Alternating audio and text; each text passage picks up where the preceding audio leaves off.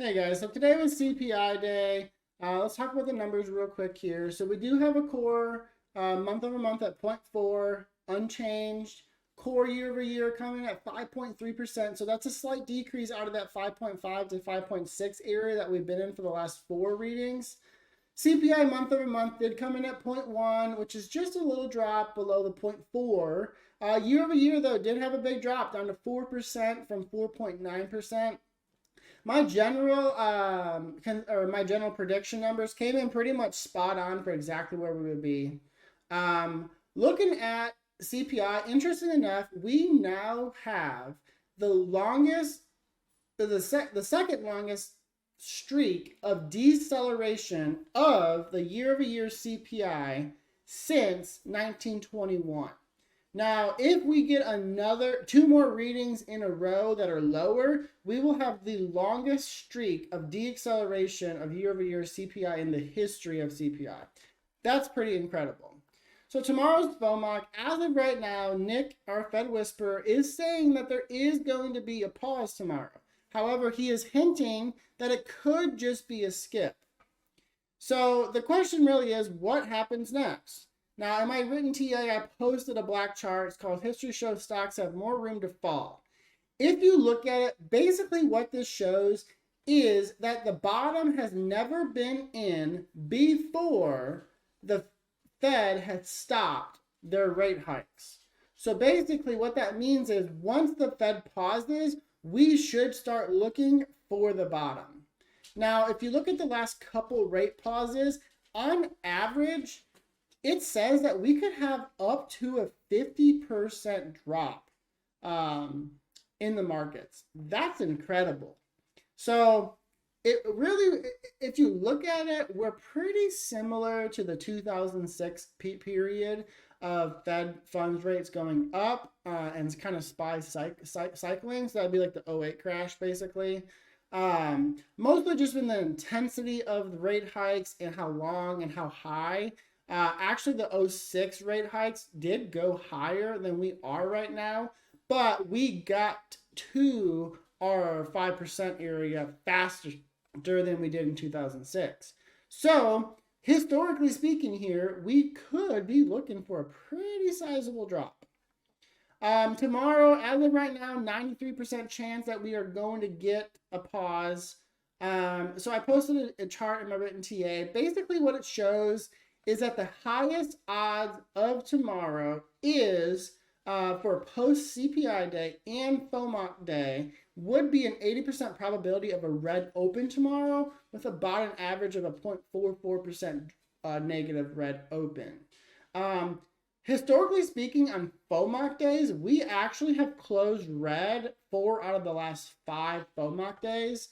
And I posted another chart here that shows the past 6 meetings have actually been taken pretty bearishly by the markets. Now, this might be, buy the news, sell the news, buy the rumor sort of thing. Mostly because basically, if you look at the chart I posted, it's the S&P 500 performance Fed days, past 6 meetings. You see that pretty much intraday we are extremely choppy. We have a little pump from 1:30 to 2 o'clock. And then pretty much after 2:30 or right around that 2:45 area, the market sees a pretty sizable drop into close. Now, I personally believe that tomorrow is going to be a great short opportunity. I think Thursday is going to be a pretty red day personally. I think with the fear and greed index so high, the VIX in its upward movement, and QQQ and SPY so aggressively up, I just don't see this continuing without a major pullback. I mean, we haven't even touched the daily 20 EMA in almost a month. That's a very long time to be trading over the 20 EMA without even touching it.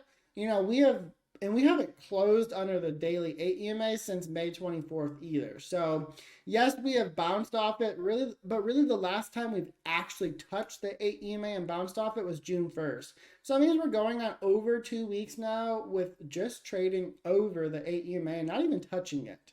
So we are due for a very sizable pullback, and I really think that tomorrow is going to give us an opportunity to go short and see a pretty sizable pullback, probably into the mid 420s. Looking at SPY here, realistically, we are in a really nice upward movement here. We're just in this black bull channel. And I still think, I mean, we still have room. I mean, we could come all the way down, and this is on Thursday projected. I mean, we could come all the way back down to 430 and still be in this bull channel. But realistically, if you zoom out here and you look at this red bull channel, I mean, we could, by, let's see, Friday, I mean, Friday could come all the way down to 420 and still be bullish, still be in an upward trend, and not be like a big deal. So that would be if we went down to 420 right here, and this is, let's see, Friday right here. I mean, that'd only be a 4% drop. That's not a huge drop for, you know, really, if you include Wednesday, for 3 trading days to drop 4% isn't that big of a deal. And I think it's entirely possible, and that would retest the 50 EMA, which you see back on May 24th is where we bounced. Also on May 4th, also on April 26th. So the 50 EMA would be, I would personally feel like, as long as we hold it, the best opportunity to go long again. However, I really do think we're going to see quite a bit of pullback coming here Thursday and Friday. So I'm going to be looking at that tomorrow night, possible opportunity to go short.